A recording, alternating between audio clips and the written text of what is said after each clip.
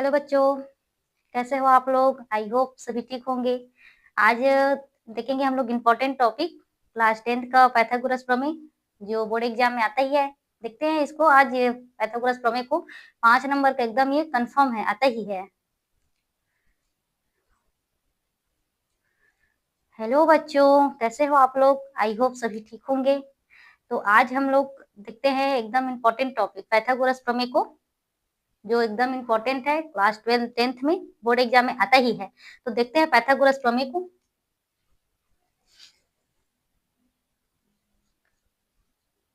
Pythagoras प्रमेय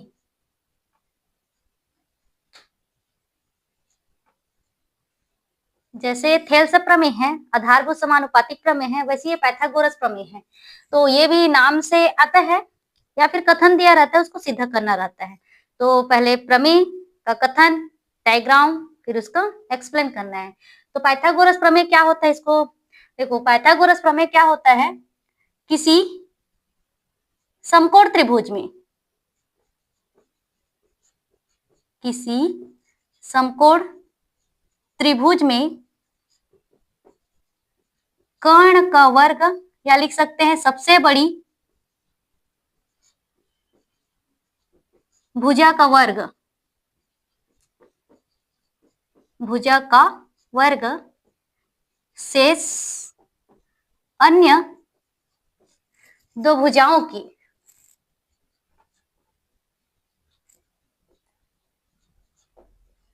के वर्गों के योग के बराबर होती है।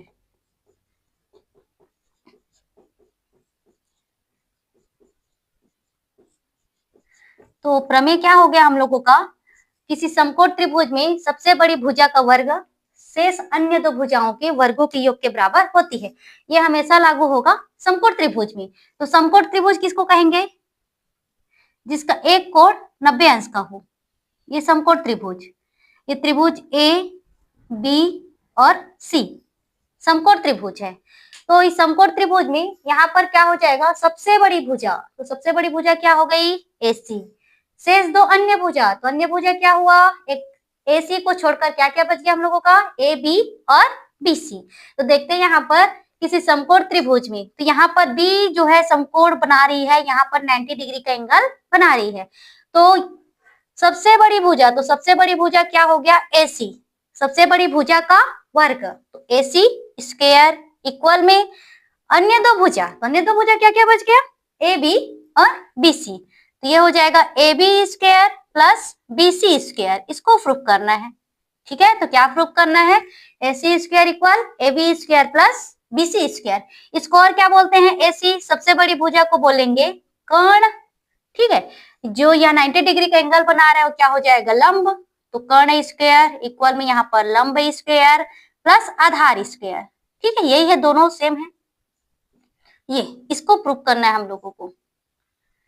तो इसको प्रूफ करने के लिए क्या करेंगे? देखो यहाँ पर रचना करेंगे। तो रचना में क्या करेंगे? ये जो समकोण है, तो यहाँ से हम लोग BD लंब डालेंगे ये AC पर दोनों साइड से। ये लंब का निशान है, किसका निशान है? लंब का, मतलब 90 डिग्री का एंगल का, ठीक है।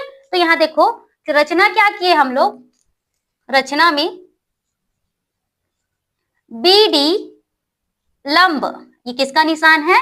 लंब का निशान है। BD लंब क्या हो गया? AC, ठीक है।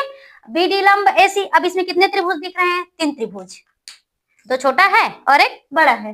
ABC एक बड़ा त्रिभुज, एक त्रिभुज क्या है? AB और D।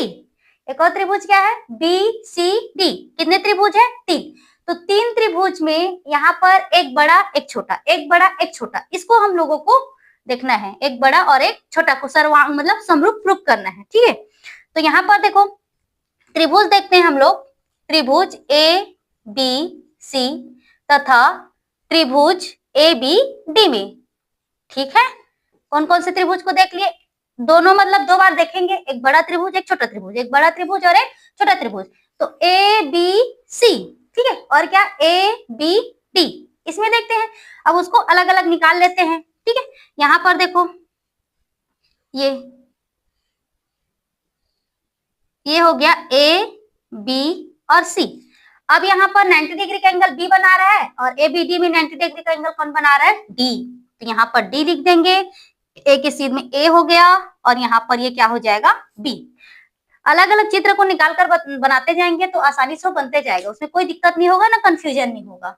अब दोनों त्रिभुज में हम लोगों को समरूप प्रूफ करना है, तो समरूप प्रूफ करने के लिए कोई सभी दो कोण को क्या करेंगे, बराबर करेंगे। देखो ए बी सी, इसमें ये बी 90 डिग्री का एंगल बना रहा है, इसमें डी 90 डिग्री का एंगल बना रहा है, तो हम लोग लिख सकते हैं कोण बी इक्वल में कोण डी।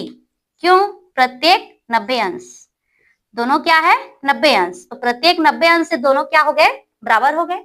अब यहाँ पर कोण ए इक्वल में क्या हो जाएगा, कोण ए, ये भी ए है, ये भी ए है, तो दोनों में क्या है, ए है, मतलब इसको लिख सकते कॉमन या उभयनिष्ठ से।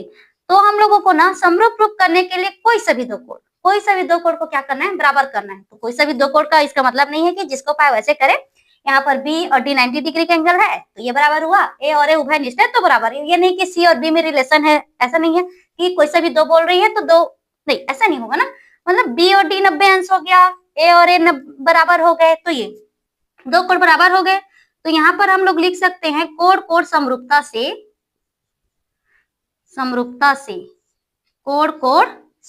से दोनों त्रिभुज संगत देखना पड़ता है, ए का संगत ए, बी का संगत डी और सी का संगत बी।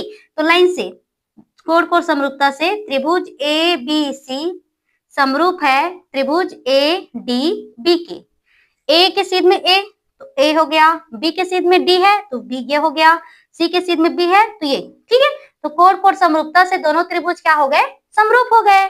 अब समरूप हो गए तो इनकी संगत भुजा क्या होगी, अनुपातिक होगी। समरूपता में क्या होती है, संगत भुजाएं अनुपातिक और समान होती है। यदि दो त्रिभुज समरूप है तो उसके क्या गुण होते हैं, संगत भुजाएं क्या होती है, अनुपातिक होती है और समान होती है।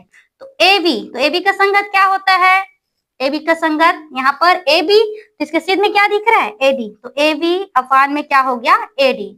बी सी, तो बी सी अपान में क्या हो जाएगा, डी बी। एक और क्या बच गया, ए सी, तो ए सी का संगत क्या है, ए बी, ठीक है। तो ये समरूप होता है तो इनकी संगत भुजाएं अनुपातिक और क्या होती है, समान होती है।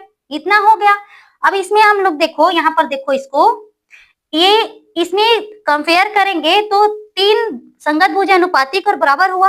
तो कोई सा भी दो है जिसमें एक चीज दो जगह पर है, देखो यहाँ पर ये भी है और यहाँ पर ये भी है, तो उसी को लेंगे, तीसरा लेने की जरूरत नहीं है, सिर्फ किसको लेंगे, इन दोनों को। तो ए बी अपान क्या हो गया, A D is equal to A C upon में क्या हो गया, ए बी, ठीक है। अब इसको तीसरा गुणा कर देंगे तो ये क्या हो जाएगा, ए बी इंटू हो गया ए बी, इस तरफ इक्वल में ए सी इंटू क्या आ गया, ए डी, ठीक है। इतना हो गया। अब ये ए बी और ए बी का इंटू किए क्या आ गया, ये ए बी स्क्वायर हो गया, ए बी स्क्वायर इक्वल में क्या आ गया, यहाँ पर ए सी इंटू ए डी। ये हो गया हम लोगों का फर्स्ट इक्वेशन, ठीक।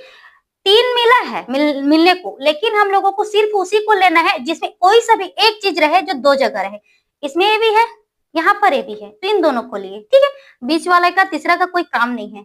अब यहाँ पर देखो, जैसे अब मैं पहले ही बोली स्टार्टिंग में, तीन त्रिभुज है, एक दो छोटा है और एक बड़ा है, तो हम लोगों को लेना एक छोटा एक बड़ा, एक छोटा एक बड़ा, एक छोटा एक बड़ा हो गया। फिर से देखो, त्रिभुज ए बी सी एक बड़ा तथा एक छोटा, तथा त्रिभुज, अब कौन सा बच गया, ए बी सी बड़ा हो गया, छोटा में क्या बच गया आपका, बी सी और डी, ठीक है।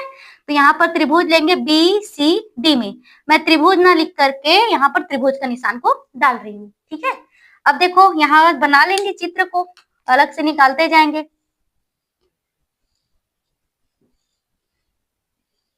ये त्रिभुज ए बी और सी, बी पर 90 डिग्री का एंगल है, यहाँ किस में 90 डिग्री का एंगल है, डी में, तो यहाँ पर डी को लिख दिए। अब देखो यहाँ सी है और इसमें सी है, ठीक है, तो सी के सीध में क्या लिख देंगे हम लोग, सी। अब यहाँ पर बच क्या गया आपका बी। जो जैसे जैसे है वैसे ही लिखना है उसको, ठीक है। चित्र को अलग अलग बनाओगे तो अलग अलग उसमें क्लियर होगा, समझ में आएगा। अब इसमें भी इसको भी समरूप प्रूफ करना है, तो समरूप प्रूफ करने के लिए कोई सभी दो कोण बराबर करना है। अब कोई सभी दो कोण का मतलब ये नहीं कि जैसा चाहे वैसे करेंगे, उसमें कुछ तो खास बात होगी। तो यहाँ क्या हो जाएगा, कोण बी इक्वल में क्या हुआ, डी। क्यों हुआ बी इक्वल में डी, क्यों हुआ, क्योंकि ये भी 90 डिग्री का एंगल है और डी भी 90 डिग्री का एंगल है। तो यहाँ पर हो जाएगा ये प्रत्येक 90 अंश से, ठीक है। उसके बाद कोण सी इक्वल में क्या हो जाएगा, कोण सी। क्यों हुआ, क्योंकि ये उभयनिष्ठ है, उभयनिष्ठ, ठीक है। तो उभयनिष्ठ मतलब जो दोनों में रहे, कॉमन बोलते हैं, ठीक है। तो ये बी इक्वल डी आ गया, सी इक्वल सी आ गया, दो कोण बराबर हो गए।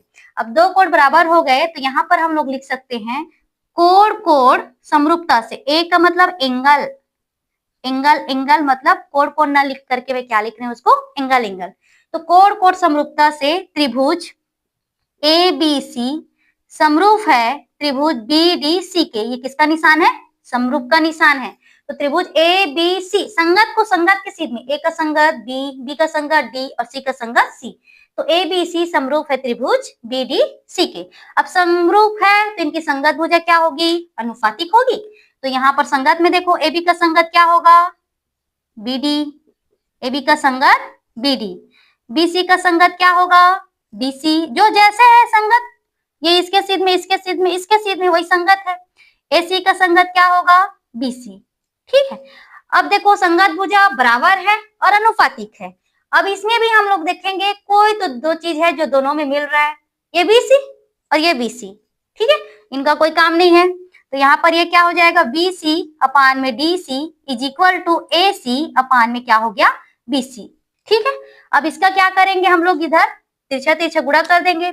तो B C into B C is equal to A C into में क्या हुआ, डी सी, ठीक है। दो को लेना है, कौन सा दो, इसमें सोचने वाली बात ही नहीं है। जो दोनों में सेम सेम रहे, कोई सा भी एक चीज है तो दो जगह रहे उसी को लेना है, बाकी तीसरे को छोड़ देना है। ये क्या हो जाएगा, बी सी स्क्वायर और ये हो गया ए सी इंटू में डी सी, ठीक। Equation second. अब देखो हम लोगों को प्रूफ क्या करना है, A C square is equal to A B square plus B C square लाना है, ठीक है। अब आप लोग देखो यहाँ पर ये फर्स्ट इक्वेशन को देखो, इसमें क्या मिला, ए बी स्क्वायर मिला। यहाँ पर क्या मिला, बी सी स्क्वायर मिला। ये ए बी स्क्वायर है और ये बी सी स्क्वायर है। करना क्या है, यहाँ पर योग करना है, प्लस करना है। तो हम लोग क्या कर देंगे, फर्स्ट एंड सेकेंड इक्वेशन को जोड़ देंगे, ठीक है। समीकरण पहला प्लस क्या हो जाएगा, दूसरा। क्या प्रूफ करना है, वो आधा सॉल्यूशन यहीं पर रहता है कि उसमें करना क्या है। तो A B square plus B C square, इसको प्लस कर देंगे। तो क्या करते हैं, राइट को राइट की साइड प्लस करेंगे और लेफ्ट को लेफ्ट साइड की तरफ प्लस कर देते हैं। तो ये A B square plus B C square इस साइड हो गया। अब राइट साइड की बारी, इस साइड में क्या है आपका, ए सी इंटू में क्या है, डी सी, ठीक है। प्लस इसमें क्या है, यहाँ पर डी सी नहीं है, ए डी है, ठीक। ए सी इंटू क्या है, ए डी। यहाँ पर क्या है आपका, ए सी इंटू क्या है, डी सी, ठीक। अब इन दोनों में कॉमन क्या चीज है, ये A B square plus B C square. दोनों में क्या चीज सेम है, इसमें भी एसी है, इसमें भी एसी है। एसी को कॉमन निकाल दिए, क्या बचा हम लोगों का, A D plus D C, ये बचा A D plus D C. अब देखो डायग्राम से, A D plus D C, इतना ए डी और इतना डी सी, टोटल करेंगे क्या आया, एसी। यहाँ तक क्या हुआ आपका, ए डी, यहाँ तक क्या हुआ, डी सी, प्लस है तो A D plus D C, total क्या आ गया आपका, एसी। तो यहाँ पर हम लोग A B square plus B C square, ये हो जाएगा ए सी। यहाँ पर भी हम लोग क्या लिख सकते हैं, ए सी लिख सकते हैं, ठीक है। तो A B square plus B C square, ये ए सी और ए सी का इंटू किए क्या आ गया, ए सी स्क्वायर। यही तो प्रूफ करना था, A C square equal A B square plus B C square, ऐसे इसको लिख देते हैं। ए सी स्क्वायर इक्वल में A B square plus B C square, ये सीधा हो गया, ये पाइथागोरस प्रमेय है। और ए सी हम लोगों का क्या है, कर्ण है, तो इसको लिख सकते हैं हम लोग कर्ण स्क्वायर। ए बी क्या है, लंब है, तो यहाँ पर लिख सकते हैं लंब स्क्वायर। बी सी क्या है, आधार, तो ये क्या हो जाएगा, आधार स्क्वायर। ये हो गया हम लोगों का। यहाँ पर हो गया ट्रू। ठीक है, तो इस तरह से ये हो गया पाइथागोरस प्रमेय। ठीक है, बहुत एकदम इम्पोर्टेंट है, एग्जाम में आता है, बोर्ड एग्जाम में आपका यह आधारभूत समानुपातिक प्रमेय या थेल्स प्रमेय जिसको बोलते हैं, या पाइथागोरस प्रमेय, दोनों आता ही है एग्जाम में।